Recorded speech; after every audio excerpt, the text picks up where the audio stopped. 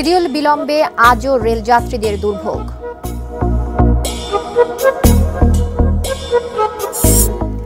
এখনো জ্বলছে সুন্দরবনের আগুন, নেভাতে ফায়ার সার্ভিসের সঙ্গে নৌ ও বিমান বাহিনী।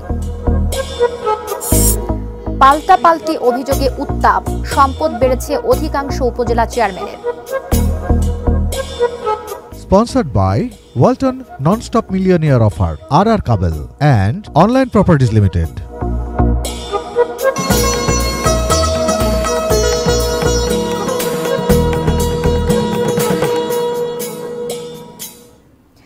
এটিএন নিউজ দেখছেন। সারা দেশের সর্বশেষ খবর নিয়ে এটিএন নিউজের নিয়মিত আয়োজন দেশের খবরের সবাইকে আমন্ত্রণ জানাচ্ছি। আমি জান্নাতুল ফিরদাউস কবিতা। এতক্ষণ শুনছিলেন সংবাদ শিরোনামগুলো। এবারে পুরো খবর। কমলাপুর রেল স্টেশনে শিডিউল বিপর্যয়ের বিড়ম্বনা কাটেনি। সকাল থেকে ট্রেনের অপেক্ষায় ভোগান্তিতে পড়েন যাত্রীরা। এদিনও 3 থেকে 7 ঘন্টা বিলম্বে ছেড়েছে অনেক ট্রেন। অনিশ্চয়তা রয়েছে বেশ কয়েকটি ট্রেনের শিডিউল। কমলাপুর স্টেশন ম্যানেজারের আশা, সোমবার থেকে স্বাভাবিক হবে শিডিউল। রোববার সকালেও কমলাপুর রেলওয়ে স্টেশনে অপেক্ষমান যাত্রীরা। দীর্ঘ সময় অপেক্ষার পরও দেখা নেই কাঙ্ক্ষিত ট্রেনের। ছাড়ার সময় পেরিয়ে গেলেও কমলাপুরে এসেই পৌঁছতে পারেনি ট্রেন। কখন এসে পৌঁছাবে আর কখনই বা ছেড়ে যাবে তা নিয়ে অনিশ্চয়তা। এমন পরিস্থিতিতে চরম দুর্ভোগে পড়েন যাত্রীরা। 4-5 ঘন্টা বসে আছি, এখন পর্যন্ত 11 কিন্তু এখনো লাইনে ঢুকে নাই। 9:30 থেকে অপেক্ষা করতেছি, তো এখন 12টার দিকে ট্রেন আসলো মোটামুটি। এখন আদৌ কখন ছাড়বে তা জানি না। আমরা যাব দিনাজপুরে। পা ভাঙা রুগীকে নিয়ে আমি 2 ঘন্টা থেকে এখানে বসে আছি এই ট্রেনের অপেক্ষায়। তখনই বলছিল যে 1.5 ঘন্টা লেট, তো আনুমানিক 2 ঘন্টা পরে ট্রেনটা আসে পৌঁছেছে। একতা এক্সপ্রেস 2.5 ঘন্টা, কিশোরগঞ্জ এক্সপ্রেস 3 ঘন্টা ও 11 সিন্দুর প্রভাতী 7 ঘন্টা বিলম্বে কমলাপুর ছেড়ে যায়। ভোরের ধূমকেতু এক্সপ্রেস ও সকালের রংপুর এক্সপ্রেস ট্রেন দুপুর নাগাদও আসতে পারেনি প্ল্যাটফর্মে। ভাবছে হয়তো 5 মিনিট বা 10 মিনিট লেটে ছাড়বে, কিন্তু প্রায় 3 ঘন্টা চলে যাওয়ার পরে এখনো ট্রেন ছাড়ছে না। এই গরমে বাচ্চাদেরকে নিয়ে তো এমনি তো কষ্ট বাইরে বের হওয়া, আর তাছাড়া যদি আপনার ঠিক টাইমে ট্রেন না ছাড়ে তাহলে তো আরও বড় ভোগান্তির মধ্যে আছি আমরা। বিলম্ব কমানোর জন্য ওই জন্য অনুরোধ জানাচ্ছি যাতে নিয়মিত শিডিউল তাদের ঠিক রাখে। তবে 1.5 থেকে 2 ঘন্টা দেরিকে শিডিউল বিপর্যয় মানতে নারাজ কমলাপুর স্টেশন ম্যানেজার। তিনি বলেন, সোমবার থেকে শিডিউল স্বাভাবিক পর্যায়ে নিয়ে আসা সম্ভব হবে। 1-1.5 ঘন্টা এটা যে বিলম্বটা সেটা সেফটির জন্য হয়ে থাকে না। আজকে কিন্তু 3টা ট্রেন মাত্র বিলম্বে গেল। এর মধ্যে আপনার অ্যাবনর্মাল লেট হচ্ছে একটা ট্রেন, সেটা হচ্ছে যে শুধুমাত্র রংপুর এক্সপ্রেস ট্রেন। তো আশা করছি আগামীকালকে সেটাও ঠিক হয়ে যাবে। দুর্ঘটনা ছাড়াও প্রতিনিয়তই রেলের শিডিউল বিলম্বের এই ভোগান্তি থেকে মুক্তি চান যাত্রীরা। Waliul Sakib, ATN news, Dhaka.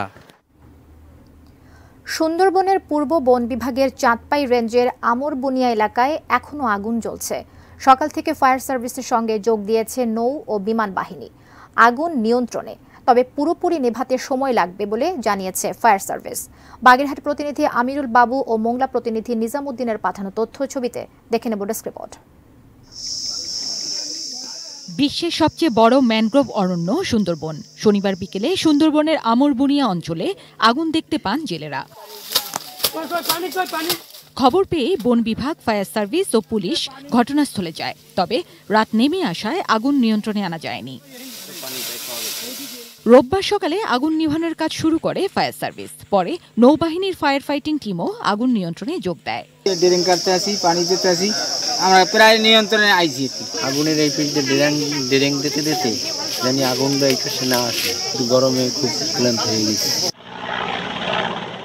ঘটনাস্থলে পৌঁছেছে বিমান বাহিনীর হেলিকপ্টারও। পুরো এলাকা ঘিরে ফায়ার লাইন করে আগুন নেভানোর কাজ শুরু হয়েছে। আগুন ছড়ানোর শঙ্কা নেই, তবে নিয়ন্ত্রণে সময় লাগবে। এটি একটি চ্যালেঞ্জিং ফায়ার, কারণ আমরা কোনো একটা অ্যাপারেটাস আমরা প্লেন ল্যান্ডে নিতে পারছি না। এটি নৌকার মাধ্যমে আমরা সুন্দরবনে নিতে হচ্ছে, পাশাপাশি আবার নৌকার উপরে রেখে কাজ করতে হচ্ছে। এটি ফায়ারটা বিভিন্ন জায়গায় এই ঝোপ ঝাপের মধ্যে বনের, বিশেষ করে কোস্টাল ফায়ারটা যেটি হয় সেটি আছে। তবে আমরা নিয়ন্ত্রণে কাজ করছি, আশা করি নিয়ন্ত্রণ দিতে পারবো, তবে একটু সময় লাগবে। আগুন লাগার কারণ বা কি পরিমাণ জায়গা পুড়েছে এখনো জানা যায়নি। 3 সদস্যের তদন্ত কমিটি গঠন করা হয়েছে। এখন আগুন মোটামুটি নিয়ন্ত্রণে আছে। একটা তদন্ত কমিটি গঠন করেছি, 3 সদস্য বিশিষ্ট তদন্ত কমিটি।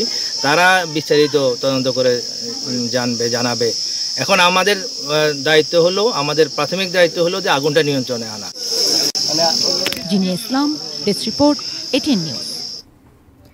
উপজেলা নির্বাচনের খবর। নির্বাচনের দিন যতই ঘনিয়ে আসছে ততই উত্তেজনা বাড়ছে সিরাজগঞ্জের 3 উপজেলায়। এমপি সমর্থিত প্রার্থীদের বিরুদ্ধে প্রভাব বিস্তারের অভিযোগ তুলছেন প্রতিদ্বন্দ্বী প্রার্থীরা। অভিযোগ পাল্টা অভিযোগের তোড়ে উদ্বিগ্ন ভোটাররাও। সিরাজগঞ্জ প্রতিনিধি ফেরদৌস হাসানের তথ্য ছবিতে ডেস্ক রিপোর্ট। প্রথম ধাপে সিরাজগঞ্জের তাঁত সমৃদ্ধ বেলকুচি, জাতীয় নেতা শহীদ এম মনসুর আলীর স্মৃতি বিজড়িত কাজীপুর ও উপজেলা সদরে ভোট। এই 3 উপজেলায় মোট 11 জন চেয়ারম্যান, 11 জন ভাইস চেয়ারম্যান ও 10 জন মহিলা ভাইস চেয়ারম্যান প্রার্থী। নির্বাচনী প্রচারণা জমে উঠলেও উদ্বেগের কারণ প্রচারণা। কিছু সহিংস ঘটনা, হামলা ও মামলার কারণে বাড়ছে উদ্বেগ, উৎকণ্ঠা।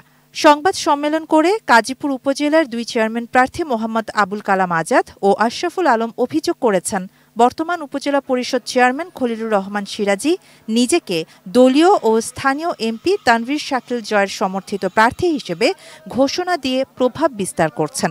প্রতিদ্বন্দ্বী প্রার্থীদের কর্মী সমর্থকদের ভয়ভীতি ও নির্বাচনী প্রচারে বাধা দিচ্ছেন।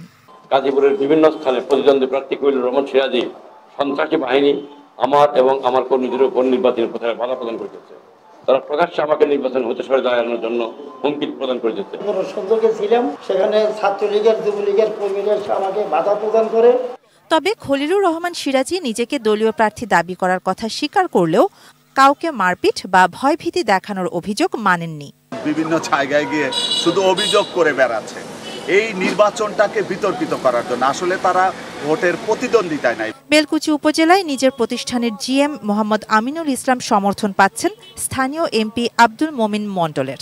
আমিনুলের বিরুদ্ধে থানার ভেতরে পুলিশের সামনে মারধরের অভিযোগ করেছেন তার প্রতিদ্বন্দ্বী বদিউজ্জামান ফকির।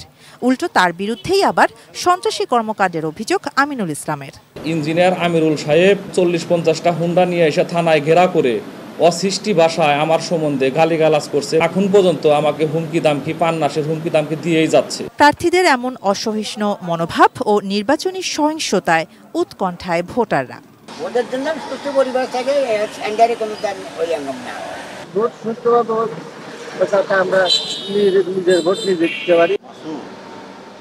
শাহানা জাহান, ডেস্ক রিপোর্ট, এটিএন নিউজ। রাজশাহীর গোদাগাড়ী ও তানোর উপজেলায় আগের মেয়াদে নির্বাচিত চেয়ারম্যানদের আয় ও সম্পদ দুটোই বেড়েছে। প্রার্থীদের হলফনামা বিশ্লেষণ করে দেখা গেছে প্রথমবার নির্বাচনে অংশ নেওয়া প্রার্থীরাও সম্পদশালী। রুবেল ইসলামের তোলা ছবিতে বুলবুল হাবিবের রিপোর্টে বিস্তারিত। 2019 সালে নৌকা প্রতীক নিয়ে প্রথমবার গোদাগাড়ী উপজেলা পরিষদের চেয়ারম্যান নির্বাচিত হন জাহাঙ্গীর আলম। তার হলফনামা বিশ্লেষণ করে দেখা যাচ্ছে 5 বছরে তার বার্ষিক আয় কমলেও অস্থাবর সম্পদ বেড়েছে 30 গুণ। 2019 সালে 17 লাখ টাকার অস্থাবর সম্পদ থাকলেও তা বেড়ে দাঁড়িয়েছে 5 কোটি 11 লাখ টাকার বেশি। 8 বিঘা থেকে কৃষি জমি বেড়ে হয়েছে 66 বিঘা। 2019 সালের হলফনামায় গবাদি পশুপালনের কোনো উল্লেখ না থাকলেও এবার তাতে যুক্ত হয়েছে 1 কোটি 10 লাখ টাকার পশুপালনের খামার ও 20 লাখ টাকার মৎস্য খামার। যে আমার বিভিন্ন যেটুকা করেছি সেটুকা পুরোটাই ব্যাংকে মর্গেজ দেওয়া আছে। আমার 8.5 কোটি টাকা দেনা, আমার সম্পদ বাড়লো কোথায়? গোদাগাড়ী উপজেলায় চেয়ারম্যান পদে প্রার্থী 5 জন। হলফনামার তথ্য অনুযায়ী চেয়ারম্যান পদে ধনাঢ্য প্রার্থী বেলাল উদ্দিন। ইউনিয়ন পরিষদের চেয়ারম্যান থেকে পদত্যাগ করে এবার উপজেলা চেয়ারম্যান পদে নির্বাচন করছেন তিনি। তার মোট বার্ষিক আয় কোটি টাকা ছাড়িয়ে মোট সম্পদের পরিমাণ প্রায় 12 কোটি টাকার বেশি। আমি হার্ডওয়্যার ইলেকট্রিক সামগ্রী ইম্পোর্ট করে বাংলাদেশে, সারা বাংলাদেশে বিক্রি করি। আমি যা করেছি হালাল উপার্জন থেকে আমার সবকিছু আমার ইনকাম ট্যাক্স ফাইলে দেওয়া আছে। লুৎফর হায়দার রশিদ ময়না 2019 সালে আওয়ামী লীগের মনোনয়ন পেয়ে প্রথমবার তানোর উপজেলা পরিষদের চেয়ারম্যান নির্বাচিত হন। গত 5 বছরে তার বার্ষিক আয় বেড়েছে 2.5 গুণ ও সম্পদ বেড়েছে 5 গুণ। আমি তো শুধু রাজনীতি তো করি না, আমি তো কৃষি কাজ করি, আমি তো আলুর অনেক বড় প্রজেক্ট করি। আমার ফুড ক্যারিং কন্ট্রাক্টর, আমার ব্যবসা আছে। তো সেহেতু আমার তো আয় বাড়াই স্বাভাবিক।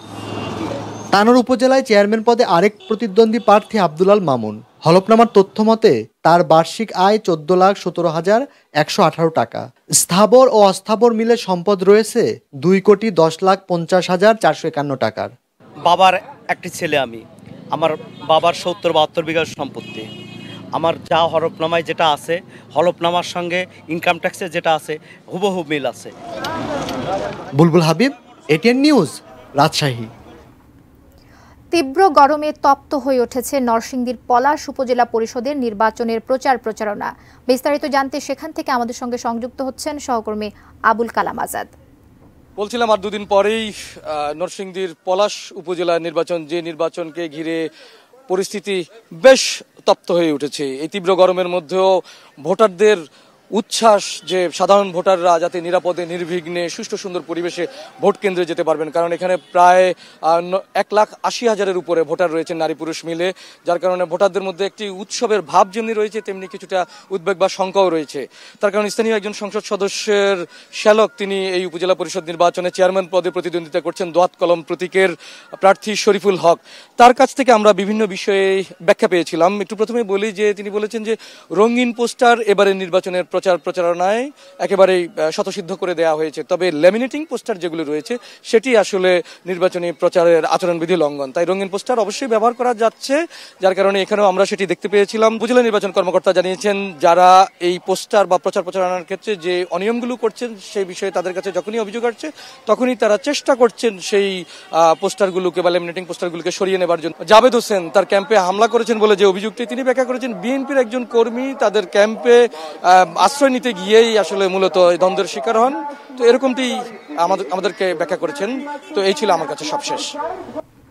প্রথম ধাপের উপজেলা নির্বাচনের শেষ মুহূর্তের প্রচারণা, অভিযোগ পাল্টা অভিযোগে সরগরম নীলফামারীর ডিমলা। আরো জানাতে বিজয় চত্বর থেকে আমাদের সঙ্গে সংযুক্ত হচ্ছেন প্রতিনিধি মিল্লাদুর রহমান মামুন। অভিযোগ পাল্টা অভিযোগের কথা আমরা বলছিলাম, আসলে সেখানে কি অবস্থা এবং ভোটারদের প্রত্যাশা কি সেটা সম্পর্কে একটু জানতে চাইবো।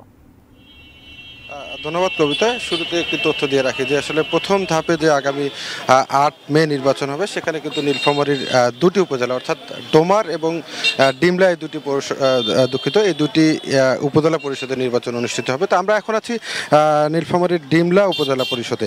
আসলে এখানে চেয়ারম্যান পদে মোট 4 জন প্রার্থী প্রতিদ্বন্দ্বিতা করছেন। আসলে এর মধ্যে সংসদ সদস্যের যে 3 জন প্রার্থী আছেন, চেয়ারম্যান প্রার্থীর মধ্যে তার আপন ভাইস্তা এবং উপজেলা যুবলীগের যুগ্ম আহ্বায়ক ফেরদৌস পারভেজ এবং একই সাথে এমপির আপন চাচাতো ভাই আনোয়ারুল হক সরকার মিন্টু, উনি উপজেলা আওয়ামী লীগের সাধারণ সম্পাদক, এবং আরেকজন প্রার্থী আছেন ওই যে মিন্টুর আপন ছোট ভাই, তার স্ত্রী, উনি নারী ভাইস চেয়ারম্যান পদে প্রতিদ্বন্দ্বিতা করছেন, উনি হচ্ছেন পারুল বেগম। তো আসলে সভাপতি দলীয় হাইকমান্ড থেকে একটি নিষেধাজ্ঞা আছে যে এমপি মন্ত্রীদের পরিবারের সদস্য বা নিকটাত্মীয় নির্বাচন করতে পারবে না, কিন্তু এই ক্ষেত্রে আসলে পুরোপুরি ব্যত্যয় ঘটেছে, যার কারণে কিন্তু নির্বাচনে কিছুটা প্রভাব আছে। আমরা পারভেজের বিরুদ্ধে কিন্তু ইতিমধ্যে একজন প্রার্থী আব্দুর রহমান নামে একজন প্রার্থী, উনি কিন্তু নির্বাচন কমিশনে অভিযোগ করেছেন যে দলীয় প্রভাব বিস্তার করার জন্য, এবং আরেকজন যে প্রার্থী আছেন তারই চাচা আওয়ামী লীগের সাধারণ সম্পাদক, তিনিও কিন্তু বিভিন্ন সময় অভিযোগ করে আসছেন যে সে নির্বাচনে প্রভাব বিস্তারের চেষ্টা করেছেন। আমরা এই বিষয়টি নিয়ে পারভেজের সাথে কথা বলার চেষ্টা করছি। উনি বলেছেন যে আসলে কোনো হুমকি ধামকি নয়, এটি আসলে ভোটের মাঠ গরম করার একটি কৌশল এবং ভোট নিজে টানার জন্য একটা কৌশল। আমরা বিষয়টি নিয়ে সংসদ সদস্য আফতাবউদ্দিন সরকারের সাথেও কথা বলেছি। উনি যেমনটি বলেছেন যে আসলে পারিবারিকভাবে এই প্রার্থীদের নির্বাচন থেকে দূরে সরে রাখার জন্য বারবার বলা হয়েছে, তবে তারা কিন্তু পরিবারের যে সিদ্ধান্ত সেটি কিন্তু মানেননি আর কি। তো নীলফামারীর যে ডিমলা উপজেলার নির্বাচনী পরিবেশ, ভোটাররা আশা করেন যে একটি শান্তিপূর্ণ নির্বাচন অনুষ্ঠিত হবে এবং ভোটের মাধ্যমে একজন তারা প্রতিনিধি নির্বাচন করতে চান। তো নীলফামারী ডিমলা থেকে নির্বাচনী পরিস্থিতি নিয়ে ছিল আমার কাছে কবিতা। আপনাকে অসংখ্য ধন্যবাদ মামুন, সংযুক্ত হয়েছেন নির্বাচনী প্রচারণার খবর জানতে। আমরা আবার এই মুহূর্তে যুক্ত হতে চাই কুষ্টিয়ার চৌরহাস মোড়ে, আমাদের প্রতিনিধি শরীফুল ইসলাম আছেন, তার কাছে চলে যাব। শরীফুল ইসলাম, প্রার্থীরা কতটুকু সরব নির্বাচনের মাঠে জানাবেন? ধন্যবাদ কবিতা। আপনাকে একটু জানিয়ে রাখতে চাই, প্রার্থীরা নির্বাচনের মাঠে সরব রয়েছেন, প্রার্থীরা ভোটারদের দাঁড়িয়ে দাঁড়িয়ে যাচ্ছেন। তবে একটু বলে রাখি যে কুষ্টিয়ায় তাপমাত্রা চুয়াডাঙ্গা বা যশোরের পাশাপাশি দেশের সর্বত্র তাপমাত্রার কাছাকাছি অবস্থান করার কারণে প্রার্থীরা বিকেলে অর্থাৎ 5টার পরে বা সন্ধ্যার একটু আগে তারা গণসংযোগ শুরু করেন, প্রচারণা শুরু করেন। আমি কয়েকজন প্রার্থীর সাথে কথা বলেছি, তারা প্রত্যেকে বাসায় আছে। কোনো প্রার্থীকে আমি এই কুষ্টিয়া সদর উপজেলায় রয়েছে তার কোথাও বিভিন্ন এলাকায় ঘুরেছে, কোনো প্রার্থী তাকে প্রচারণা বা গণসংযোগ দেখিনি। তবে প্রার্থীদের মাইকে সরগরম আছে। কুষ্টিয়া শহরের প্রতিটা গলি বা গ্রাম প্রান্তরে মাইকিংয়ে পর্যাপ্ত মাইকিংয়ে আছে। তাদের প্রার্থীদের নিজেদের যোগ্য দাবি করে প্রতিটা ভাইস চেয়ারম্যান মহিলা ভাইস চেয়ারম্যান প্রার্থীরা তারা প্রচারণা চালাচ্ছে। আমি রয়েছে কুষ্টিয়া সদর উপজেলার চৌরাস মোড়ে, যেখানে প্রতিদ্বন্দ্বিতা করছেন কুষ্টিয়ার বর্তমান উপজেলার চেয়ারম্যান আতাউর রহমান আতা, শহর আওয়ামী লীগের সাধারণ সম্পাদক। আর আরেকটু তার বড় পরিচয় হচ্ছে কুষ্টিয়া আওয়ামী লীগের যুগ্ম সাধারণ সম্পাদক, কুষ্টিয়া সদর আসনের এমপি মাহবুবুল আলম হানিফ, তার চাচাতো ভাই। তার যে প্রতিদ্বন্দ্বী আছেন আবু আল মামুন, যিনি বাংলাদেশের যুক্ত ফ্রন্টের চেয়ারম্যান প্রতিদ্বন্দ্বিতা করছেন, আসলে তার সেই প্রচারণা আমরা লক্ষ্য করিনি। কিছুটা চেয়ারম্যান পদে যে নির্বাচন সদর হয়েছে একতরফা এক ধরনের বলতে পারেন, প্রতিদ্বন্দ্বিতা খুব দুর্বল। তবে ভাইস চেয়ারম্যান প্রার্থী রয়েছেন দুজন, বাদশাহ এবং জাকির হোসেন, তাদের মধ্যে তীব্র প্রতিদ্বন্দ্বিতা হবে। মহিলা ভাইস চেয়ারম্যান দুজন প্রার্থী রয়েছেন সদরে, যেটা লতা খাতুন এবং শাহনাজ পারভীন, তাদের মধ্যেও তীব্র প্রতিদ্বন্দ্বিতা হবেন। এছাড়াও কুষ্টিয়ার খোকসা উপজেলায় 6 জন প্রার্থী চেয়ারম্যান এবং 8 জন ভাইস চেয়ারম্যান এবং মহিলা ভাইস চেয়ারম্যান প্রার্থী 3 জন প্রতিদ্বন্দ্বিতা করছেন। নির্বাচনের প্রচারণা আগামীকালকেই প্রচারণা শেষ হবে। প্রশাসনের পক্ষ থেকে পর্যাপ্ত নির্বাচন অবাধ ও সুষ্ঠু করতে সর্বোচ্চ নিরাপত্তা ব্যবস্থা গ্রহণ করা হয়েছে। এই ছিল কুষ্টিয়া নির্বাচনী প্রচারণার সর্বশেষ খবর। বুঝতে পেরেছি শরীফুল ইসলাম, আপনাকে অসংখ্য ধন্যবাদ। উপজেলা নির্বাচনের খবর আমরা জানছিলাম, আমাদের সহকর্মীদের সঙ্গে আমরা যুক্ত হয়েছিলাম। আমরা দেশের খবরে আছি। এ পর্যায়ে সময় হলো একটা ছোট্ট বিরতির। ফিরে আসছি আরো জানিয়ে। খাগড়াছড়িতে বজ্রপাতে মা ছেলে সহ 3 জন নিহত। ফরিদপুরে স্টপেজের দাবিতে ট্রেনের গতিরোধ করে মানববন্ধন।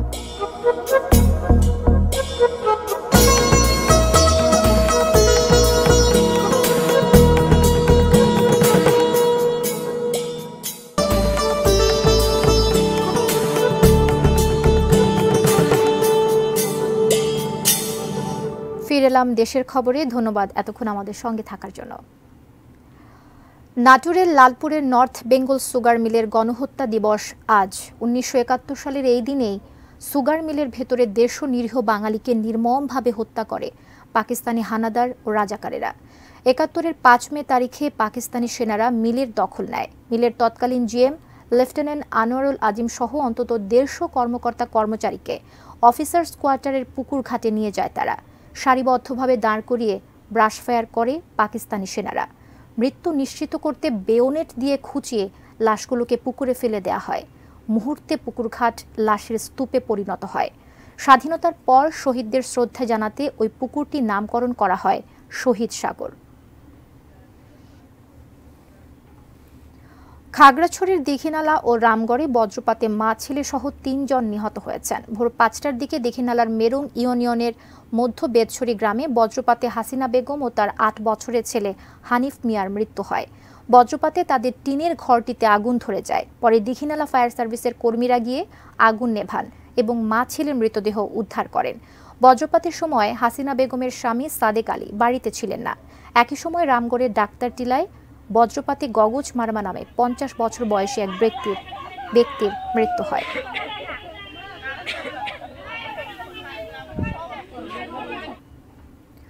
রাজবাড়ী থেকে ছেড়ে আসা ঢাকাগামী চন্দনা কমিউটার ট্রেনের ফরিদপুর রেল স্টেশনে স্টপেজ দেওয়ার দাবিতে অবস্থান কর্মসূচি পালন করা হয়েছে।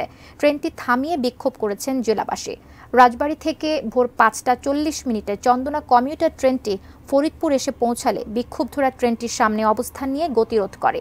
এ সময় তারা ফুল দিয়ে ট্রেনের পরিচালক সহ অন্যান্যদের শুভেচ্ছাও জানান।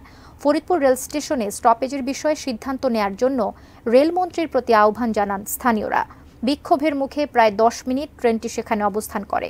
পরে অবস্থানকারীরা সরে গেলে 5:50 দিকে ভাঙা হয়। ঢাকার উদ্দেশ্যে ছেড়ে যায় ট্রেনটি।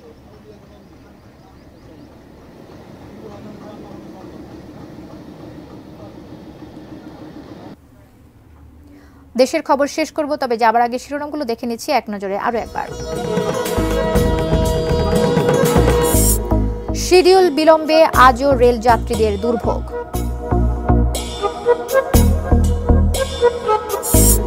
এখনো জ্বলছে সুন্দরবনের আগুন, নেভাতে ফায়ার সার্ভিসের সঙ্গে নৌ ও বিমান বাহিনী। পাল্টাপাল্টি অভিযোগে উত্তাপ, সম্পদ বেড়েছে অধিকাংশ উপজেলা চেয়ারম্যানের। খাগড়াছড়িতে বজ্রপাতে মা ছেলে সহ ৩ জন নিহত। এবং ফরিদপুরে স্টপেজের দাবিতে ট্রেনের গতিরোধ করে মানববন্ধন। Sponsored by Walton Non-Stop Millionaire Offer, RR Kabel and Online Properties Limited.